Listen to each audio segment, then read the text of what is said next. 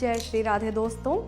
तो समय चल रहा है अपनी गति से और हम आ चुके हैं नवरात्रि के 9वें दिवस पर। तो दोस्तों, आप सबको नवरात्रि के 9वें दिवस की हार्दिक शुभकामनाएं। दोस्तों, माता का यह स्वरूप उनके नाम से ही प्रकट होता है, सिद्धिदात्री, यानी सभी सिद्धियों की देने वाली माता।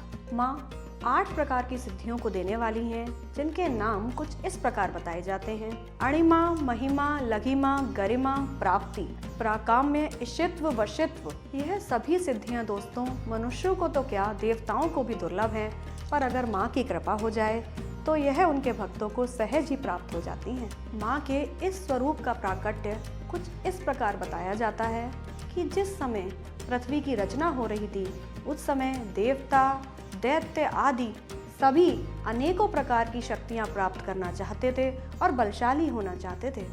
तभी दैत्य महाबलशाली होने लगे और उन असुरों की शक्तियां बढ़ने लगीं।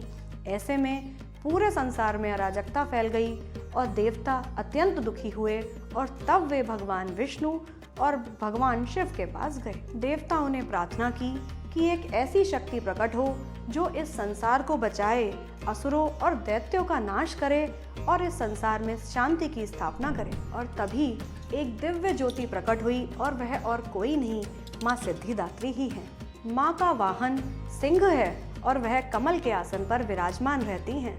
माँ की 4 भुजाएं हैं, जिनमें शंख, चक्र, गदा और कमल सुशोभित हैं। माँ का स्वभाव अत्यंत ही करुणामयी, शांत और संतुलित है। माँ के इस स्वरूप की आराधना भी हम सबको यह बताती है कि सिद्धि का अर्थ केवल चमत्कार नहीं, बल्कि संतुलन है। माता की आराधना और पूजा हमारे मन को शुद्ध करती है और यह विचार कराती है कि साधना की पूर्णता हमारे जीवन में तृप्ति और शांति लाती है, जिसका अंतिम लक्ष्य अहंकार रहित ज्ञान है।